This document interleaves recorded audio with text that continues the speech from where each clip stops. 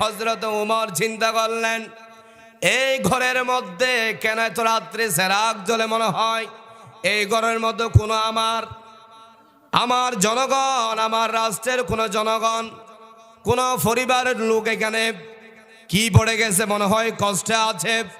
না হয় এত রাত্রে এখানে তো চেরাগ জ্বলার কথা না।